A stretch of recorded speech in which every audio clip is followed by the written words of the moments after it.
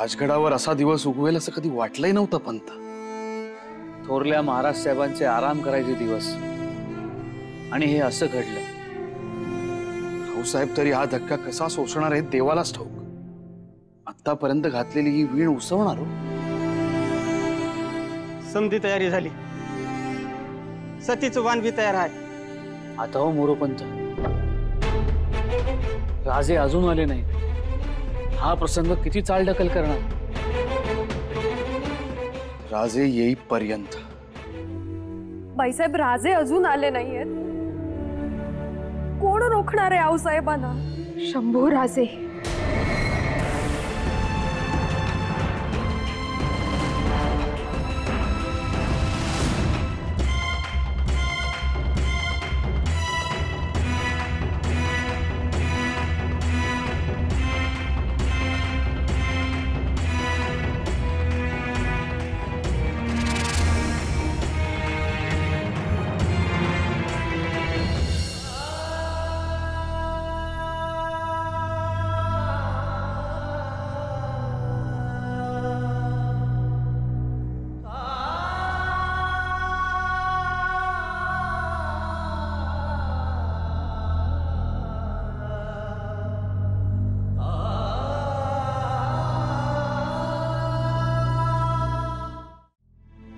सोयराबाई, तुमच्या लेकरास बाजूला करा. भाऊसाहेब, अहो शंभूराजे आहेत होते. आम्ही पुन्हा सांगतो, सतीच्या वाटेत असे भावनेचे कोवळे कोंब उभे करू नका. त्यांना आम्ही विरघळून जाऊ असं वाटत असेल तर चुकत आहात तुम्ही. बाजूला करा त्यांना. असं चिडू नका हो.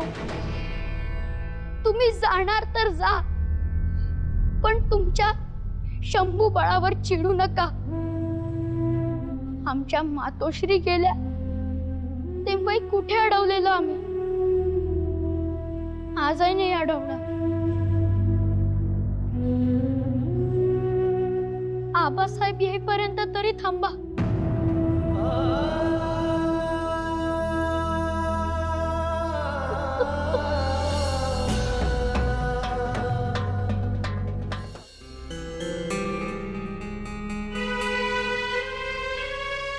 पंत, काय परिस्थिती? कसली परिस्थिती आणि काय? लहानग्या युवराजांनी आऊसाहेबांच्या पायाला घट्ट मिठी मारली म्हणून आऊसाहेब थांबले. नंतर कठीण होत. खरंय कबीर काका, पेशवेपंत, राजे गड चढत आहेत. मोरोपंत,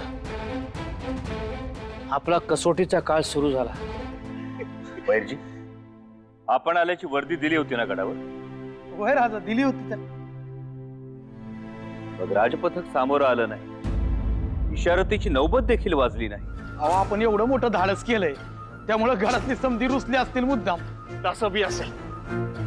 नाहीये सचिन, गडाची भाषा कळते आम्हाला. काहीतरी पिनसलंय एवढं खरं. चला.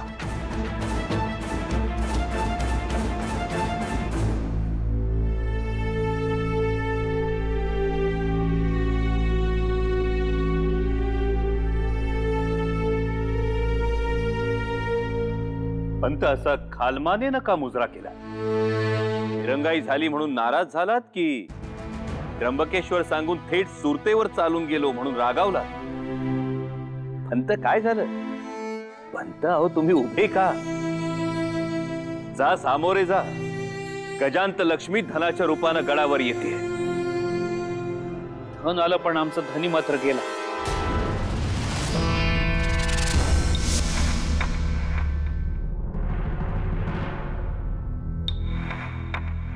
धनी गेला म्हणजे?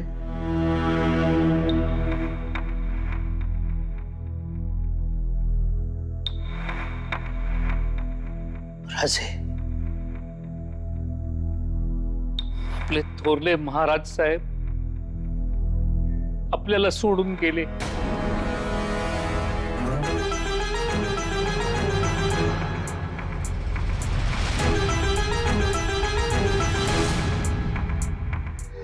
आबासाहेब. राजे अरे शांत हो, संयम राखा.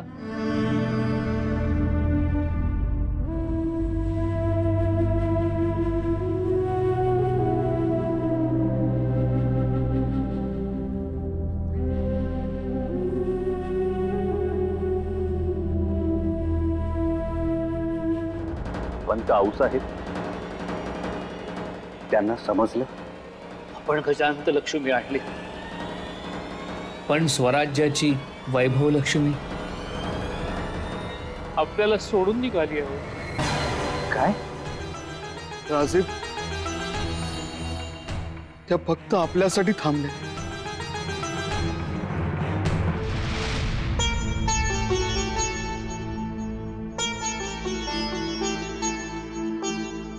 आबासाहेब,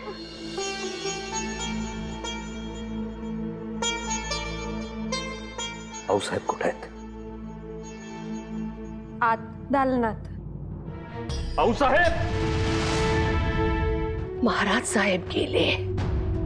शिवबा, असा मनुष्य होणे नाही जो एकटा लांब उन्हात उभा होता, जो कोणाचंही दिसत नव्हता. खरंय आऊसाहेब. आऊसाहेब, आपण मिळून त्यांचं स्वप्न पूर्ण करू. आपण नाही शिवबा,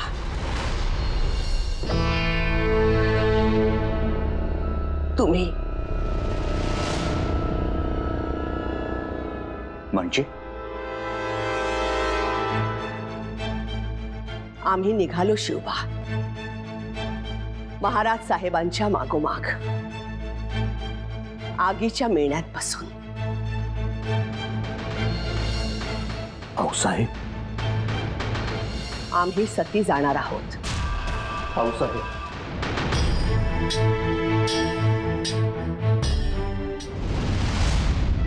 आऊसाहेब, आऊसाहेब, आम्ही तुम्हाला असं काहीही करू देणार नाही. आम्ही तुम्हाला सती जाऊ देणार नाही. जिथं महाराज साहेब तिथं आम्ही.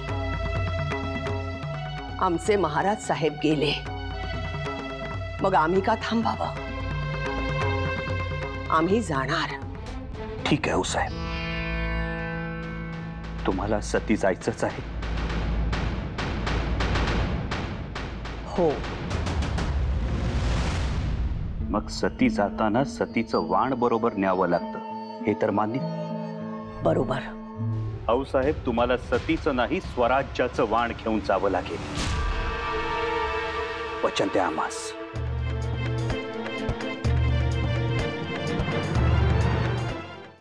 वचन देतो,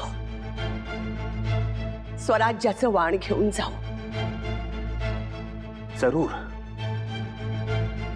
पण त्यासाठी थांबावं लागेल. का? कारण स्वराज्य अजून पूर्णपणे निर्माण झालेलं नाही. स्वराज्य अजून घडतंय, पूर्ण घडलेलं नाही.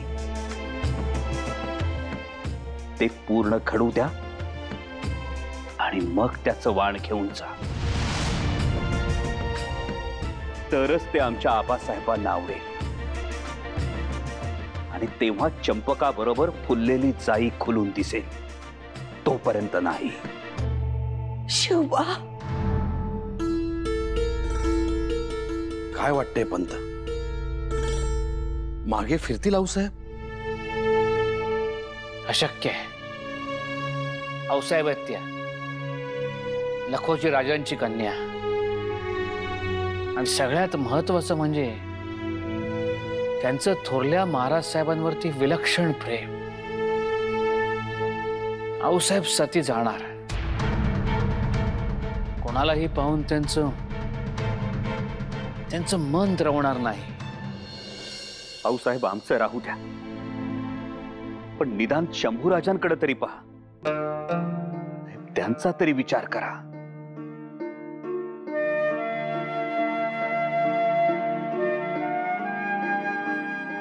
अहो, तुम्ही आम्हाला सोडून कुठे कुठे जाऊ नका, आणि गेलात तर आम्हा सगळ्यांना घेऊन चला.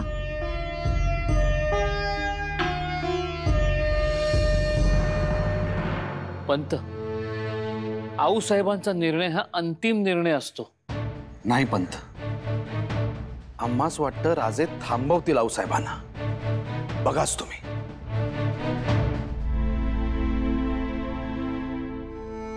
आऊसाहेब ही कवड्यांची माळ. तुम्ही असाल तर तिचं लाख मोल, पण तुमच्याशिवाय कवडी मोल. शिवबा, शिवबा, आम्ही एवढ्या निष्ठुर नाही हो. आम्ही थांबतो.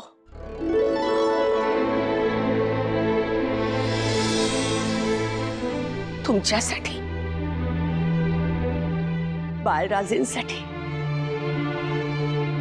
आपल्या रयतेसाठी, स्वराज्यासाठी.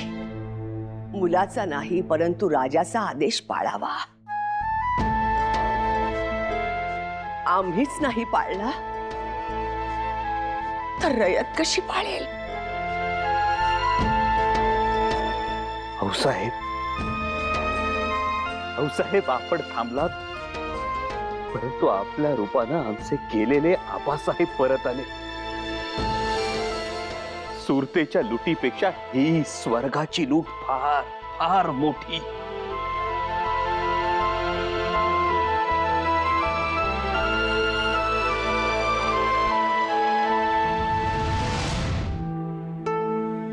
आयुष्यभर आऊसाहेबांनी महाराज साहेबांचा वियोग सहन केला.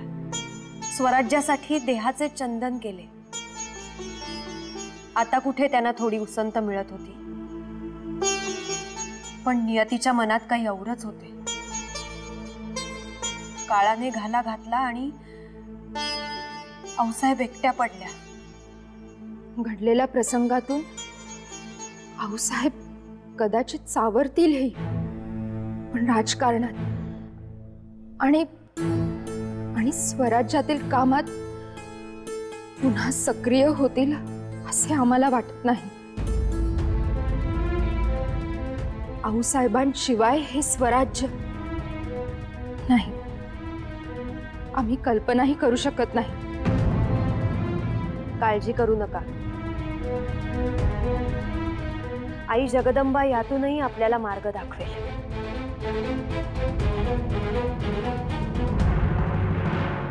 गुस्ताखी माफ हजरत, लेकिन सिवा जीत हासिल होने के बाद रुकता नहीं. तूफान की तरह आता है, सब तहस नहस करके चला जाता है. हजरत, एक इल्तजा है आपसे. क्यों ना उस बागी सिवा पर किसी जंग बहादुर को भेजा जाए. उसने हमारे मुल्क की बर्बादी की है. करारा जवाब तो मिलना ही चाहिए. मिलेगा, जोरदार जवाब मिलेगा सिवा को, लेकिन हमसे नहीं. बीजापुर का आदिल खान, वो जवाब देगा उसे.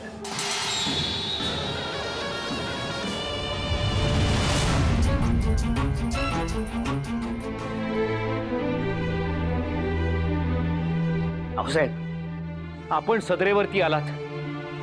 सदरेचं वातावरण पवित्र झालं. आता दुःखाची मरगळ झटकून टाकू. पंत, आम्ही सती जाण्याचा निर्णय मागे घेतला तो केवळ रयतेसाठी. मग रयतेची कामं आम्ही खोळंबून कशी ठेवू? कंबर कसून कामास लागलं पाहिजे.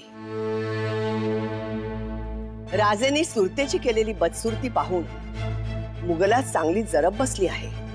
याचा फायदा घेऊन योजना आखावी. मुघलांचा अहमदनगर औरंगाबाद हा मुलूक स्वराज्यात जोडावा असा आमचा मनसुबा आहे. शिवाजी भोसले, आता तुझा खेळ खलास. हुजुरांच्या आनंदाला काही पारावार नाही राहिला वाटतं. आमासने बी सांगा, खाली त्यात काय लिवलंय ते. खाविंद बादशाह अली आदिलशाह साहेबांनी शिवाजीवर मोहीम उघडली आहे. त्या शहाजीला मारायची नामी संधी आलती. त्या मूर्छित पडलेल्या शहाजीवर आम्ही वार करणारच होतो, तर तेवढ्यात त्या बाळाजी हैबतरावानं आमचा वार अडवला. म्हणून तो शहाजी वाचला. यो शहाजी वाचला, पण त्याचा पोरगा शिवाजी नाही वाचला पाहिजे बघा. आता ही नामी संधी आम्ही नसतोय सोडत. या शिवाजीवर जोरदार चढाई करून त्याला आसमान दाखवल्या बगैर हा बाजी घोरपडा शांत बसणार नाही. राजे, आपलं हे स्वराज्य आदिलशाही आणि मुघलशाहीच्या डोळ्यात सलतं. सुरत बदसुरत केल्याचा बदला औरंगजेब घेणार असं आम्हास वाटतं. नाही औसा, औरंगजेबासारखा पाताळ यंत्री माणूस एवढ्या लवकर आपल्या विरोधात मोहीम उघडणार नाही. तुर्तास तो मुघली प्रदेशाच्या सीमा सुरक्षित करण्याला प्राधान्य देईल. नाही राजे, तो पाताळ यंत्री औरंगजेब गप्प बसेल असे आम्हास वाटत नाही. त्याचा पुढचा हल्ला सागरी मार्गाने होईल. होय औसा, ती शक्यता नाकारता येत नाही. म्हणूनच मुघलांचं लक्ष वेधून घेण्यासाठी आम्ही सरलष्कर नेतोजीराव पालकरांना मुघली मुलखात धुडगूस घालण्यासाठी पाठवले. त्याचबरोबर दर्या सारंगाला हरकारा धाडून कोकण किनारपट्टीवर सलाबत बसवण्यास सांगितले.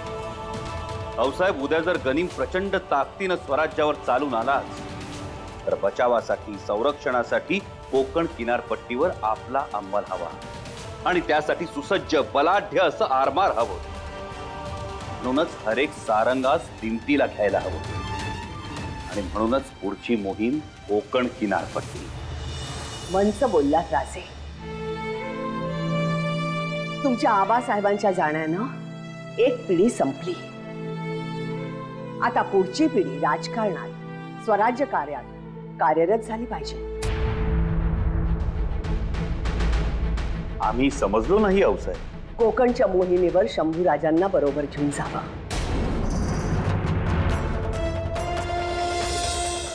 औसाहेब, शंभूराजे? होय, म्हणजे हिंदुस्थानास कळेल स्वराज्याचा भावी सेनानी कोण आहे तो.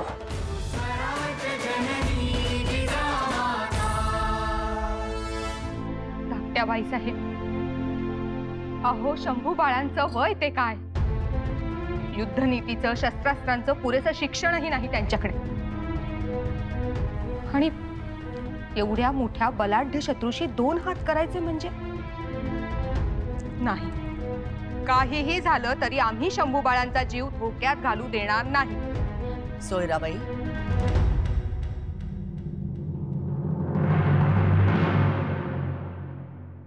तुमची काळजी आम्ही समजू शकतो, परंतु पोलादास जर मजबूती द्यायची असेल तर त्यास आगीचा लोळ सहन करावाच लागतो. शंभू बाळासही खरं युद्ध म्हणजे काय, शत्रू कोणास म्हणतात, मोहीम कशी आखली जाते याचं शिक्षण राजगडी दिलं तर कसं चालेल. त्यामुळं शंभू बाळांची निघण्याची तयारी करा. आई भवानी शंभू बाळांचं रक्षण करेल आणि शिखर शिंगणापूरचा महादेव त्रिशूळ घेऊन त्यांच्या पाठीशी उभा राहील. सलाम भाईजान.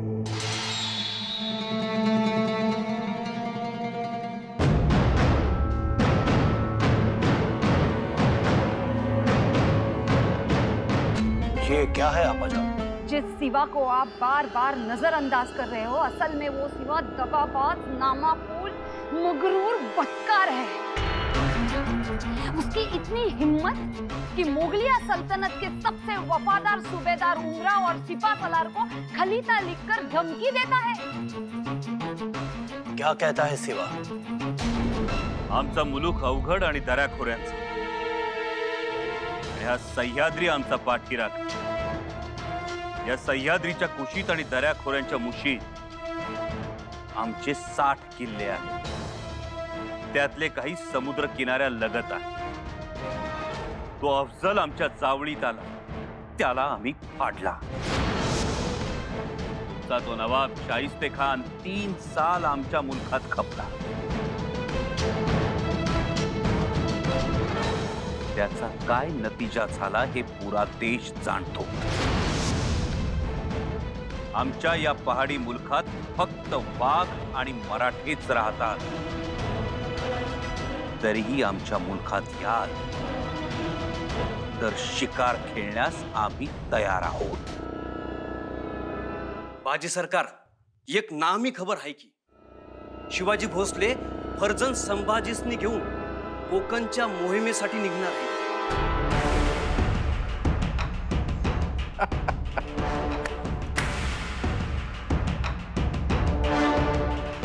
बाजीराज अहो आंधळा मागतो एक डोळा आणि देव देतो दोन डोळं, असं झालं म्हणायचं.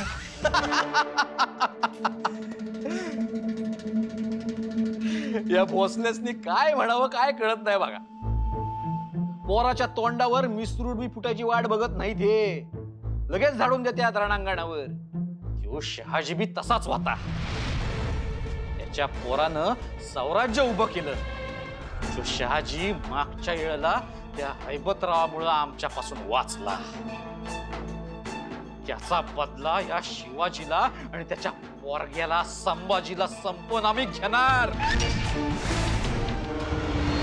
जय भवानी जय शिवाजी, जय भवानी जय शिवाजी, जय भवानी जय शिवाजी, जय भवानी जय शिवाजी.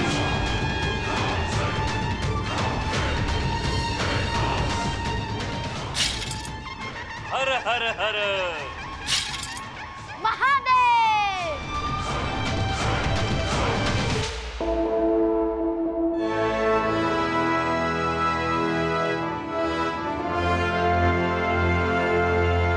यशवंत व्हा. आमच्या शंभू बाळाची काळजी घ्या. जी आऊसाहेब. राजे, अली आदिल शहानं मोठ्या फौजेनिशी खवास खानास कोकणात रवाना केला आहे अशा खबरा वारंवार येत आहेत. आदिलशाहीचे मातब्बर सरदार त्यास सामील होणार आहेत म्हणे. होय आऊसाहेब. मुधोळच्या बाजी घोरपड्यांना सुद्धा मोहिमेत सहभागी होण्याचा खलिता दिला. बाजी घोरपडे हे नाव जरी आमच्या कानावर पडलं तरी आमच्या तळपायाची आग मस्तकात जाते. मुधोळकर घोरपडे, वाडीकर सावंत आणि आपण भोसले वास्तविक पाहता एका रक्ताचे, एका वंशाचे. परंतु आऊसाहेब, एका वंशाचे, एका रक्ताचे असूनही हे बाजी घोरपडे भोसल्यांचा, स्वराज्याचा नाश करण्यासाठी कायम टपून बसलेले असतात. दगाबाजी करून या बाजी घोरपडेनं महाराज स्वामींवर छापा घातला. जखमी अवस्थेत बेशुद्ध पडलेल्या तुमच्या आबासाहेबांच्या हातापायात बेड्या ठोकल्या. आमचं उसनं फेडा राजे. त्या बाजी घोरपडेची गर्दन उडवा, तरच तुमच्या आबासाहेबांच्या आत्म्यास शांती मिळेल. आऊसाहेब, आम्ही शब्द देतो. त्या बाजी घोरपड्याच्या रक्तानं आमची भवानी तलवार संतुष्ट होईल. आता मुधोळसह बाजी घोरपडे गारद झालाच म्हणून समजा. आऊसाब, एक उडती उडती खबर आहे. त्या औरंगजेबाची बहीण ती रोशनारा आपल्या स्वराज्यावर उत्तरेतून हमला करण्यासाठी त्या औरंगजेबाचं कान भरतीये बघा. आम्हास अंदाज होताच. पंत, बुरहानपुरात महाबत खानास किंवा औरंगाबादेत शहजादा मुअज्जम त्याला खलिता पाठवण्याची व्यवस्था करा. त्यात नमूद करा की मराठे शस्त्रसंधी करू इच्छितात.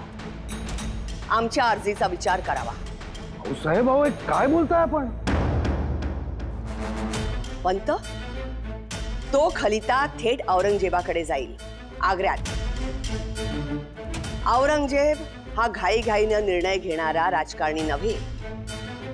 त्यामुळे आपल्यास वेळ मिळेल आपले गडकोट डागडुजी करून सज्ज करण्यासाठी. तोपर्यंत राजे ही कोकणातली मोहीम आटपून परतण्याची शक्यता आहे. परंतु आऊसाहेब, यानं शत्रूला आपण कमकुवत आहोत असं वाटेल. जेव्हा दोन शत्रू एकत्र चाल करून येतात तेव्हा जो शत्रू जास्त नुकसानदायक आहे त्याच्याशी हात मिळवणी करणं हे शहाणपणाचं ठरतं. दक्षिणेतून आदिलशहा आणि उत्तरेतून मुघल अशा दुहेरी कात्रीत स्वराज्य सापडलं तर वाताहात होईल. त्यापेक्षा ही युक्ती लढवली तर शत्रू बुचकळ्यात पडेल आणि आपण आपला फायदा बघू शकतो. तेव्हा त्वरित खलिता पाठवण्याची व्यवस्था करा. कोंकण की ये जो मुहिम है इसे हम मरूम बादशाह सलामत की सोच से अंजाम देंगे. बाजी राजा मराठे की फौज कल कुड़ाल पर चढ़ाई करेगी और हमारी फौज पीछे रहेगी. कुड़ाल के मराठा फौज से बाजी राजे की मराठा फौज लड़ेगी. मारेंगे भी मराठे और मरेंगे भी मराठे. जो बचेंगे उन्हें हम मारेंगे. सदियों से यही दस्तूर चला आ रहा है. राज, त्या खवास खानाच्या फौजेत लई मराठी फौज आहे म्हणत. या बादशाची नीतीच आहे ती मराठ्यांना मराठ्यांशी झुंजवायचं आणि सौता मात्र राज्य करायचं. म्हणजे मेलं कोण तर मराठ आणि जितलं कोण तर कधी मुघल तर कधी आदिलशाही. मराठ्यांनी बसायचं जलंबर एकमेकाशी जंग करत. पण सुभेदार, ही साधी गोष्ट कुळवंत मराठ्यांना समजू नये ही शोकांतिकाच म्हणावी लागेल. पण राज, तुम्ही त्या बाजी घोरपड्यासनी विसरलात बघा. या मोहिमेतला तो बी एक महत्वाचा आदिलशाही सरदार आहे म्हणत्यात.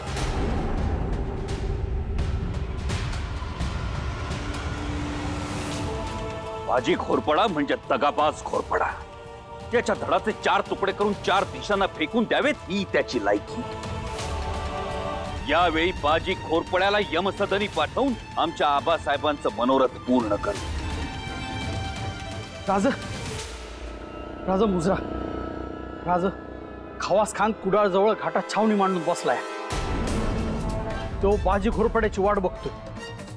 म्हणजे हे समधे एकत्र होऊन कुडाळवर चाल करायचा मनसूबा आहे त्यांचा.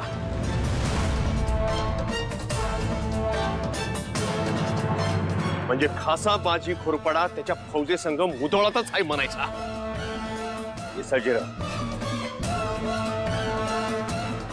बाजी घोरपडा खवास खानाला भेटलाच नाही तर. बाजी सरकार, एक खबर आहे जी, शिवाजी भोसला कोकणात पोहोचला बी.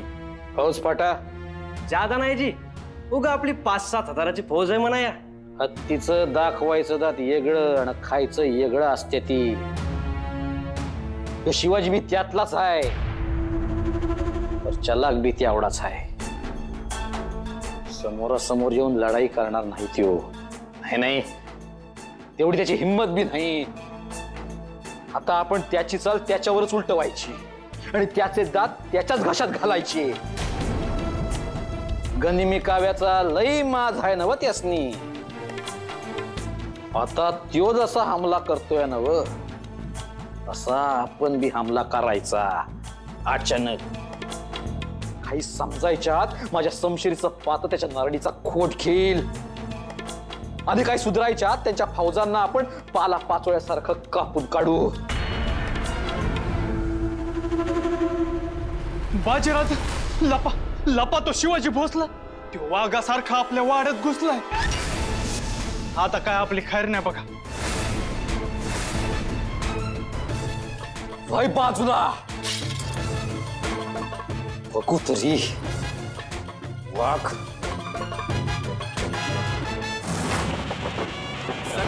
सैल पर अर्धदम फैल पर दीगर की रेल पर लंबोदर देखिए, रामदस कंध पर भीम जरासंध पर भूषण जो सिंधु पर कुंभज भी सेकिए, कुंभज भी सेकिए, कुंभज भी सेकिए.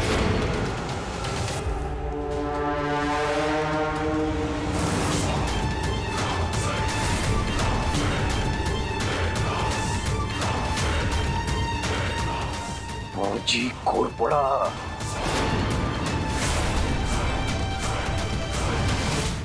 चला वाड्यात घुसता. दगाबाजीनं सैन्य गाफील असताना त्याच्यावर हमला करता. तोंड चालवण्यापेक्षा हातातली समशेर चालव.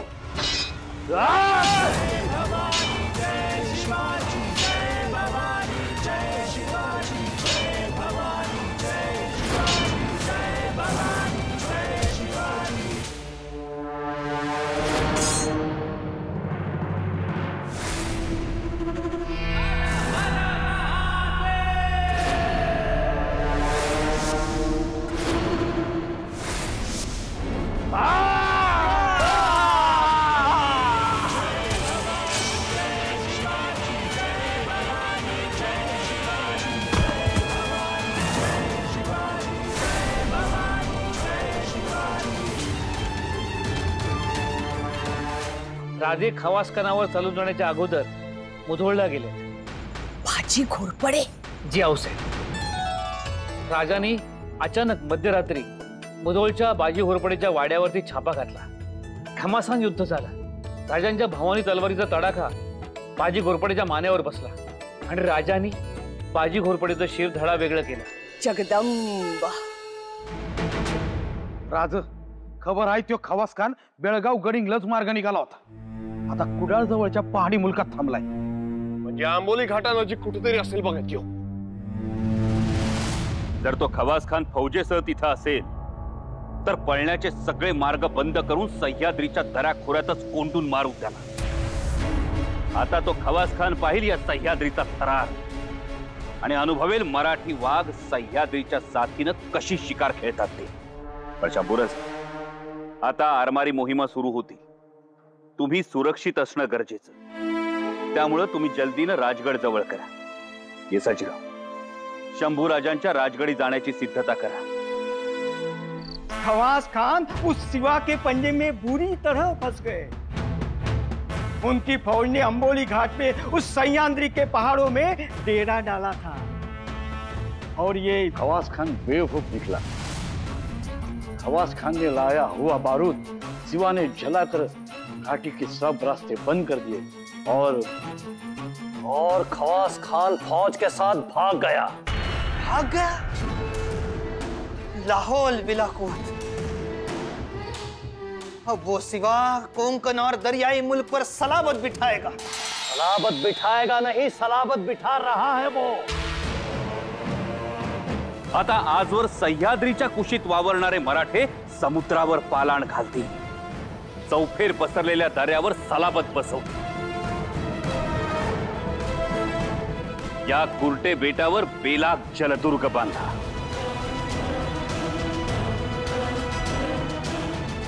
सिंधुदुर्ग.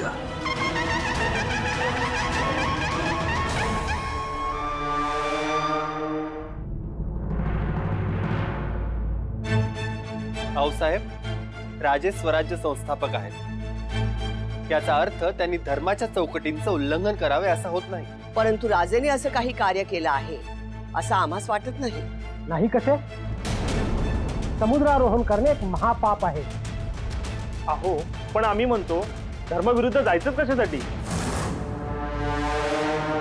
आमच्या रयतेच्या सुखासाठी, तिच्या रक्षणासाठी धर्मबाह्य वर्तन तर सोडाच, उद्या धर्म मोडावा लागला तरी बेहतर. राजे, अशांना धर्माची चौकट मोडल्याचा बट्टा आपणास आयुष्यभरासाठी लागेल. आतापर्यंत कमवलेली कीर्ती मातीमोल होईल. आपण कोणाविषयी बोलत आहात त्याचं भान ठेवा. देव, देश, सद्धर्म आणि स्वराज्य यांना सत्तेची जागा मिळवून देण्यासाठी राजे या ज्वालेवर स्वार झाले आहेत. शत्रूच्या मुसक्या आवळण्यासाठी त्यांनी हे पाऊल उचललं याची आम्हास खात्री आहे. यासाठी काही नवीन गडकोटांची स्थापना करणं आवश्यक आहे. पण त्यासाठी भूमी आहे ना, त्यावर बांधा गडकोट हवे तितके. सागरात गड बांधण्याचा अट्टहास कशासाठी? कारण जशी ही भूमी आमची तसा समुद्रही आमचाच. परंतु या समुद्रावर इंग्रज, फिरंगी, डच, हबशी यांचं प्राबल्य वाढत चाललं. आमच्या रयतेला नागवून, तिला पाटवून, तिला गुलाम बनवून बाजारात विकण्याचे भ्रष्ट उद्योग यांनी आरंभले आणि त्यांच्यावर सलाबत बसवण्यासाठी आम्ही हे आरमार उभारले. परंतु राजे, समुद्रारोहण अमंगळ आहे. शत्रू चहूबाजूने आक्रमण करत आहे. आता तर समुद्री दानवांची संकट घोंगावू लागली आहेत. जमिनीवर राहून त्यास उत्तर कसं द्यावं? शत्रूच्या पातळीवर उतरून युद्ध करावं लागेल. परंतु समुद्री दुर्गाचे प्रयोजन काय? आम्ही उभारलेल्या आरमारातील गलबत सुरक्षित नांगरता यावीत यासाठी आपल्या समुद्राचा कर आम्हाला फिरंग्यांच्या घशात घालावा लागतो. याचा सल आपल्या मनी कसा डाचत नाही? यावर उपाय एकच, समुद्रातील या कुर्टे बेटावर जलदुर्ग बांधायचाच. सिंधुदुर्ग.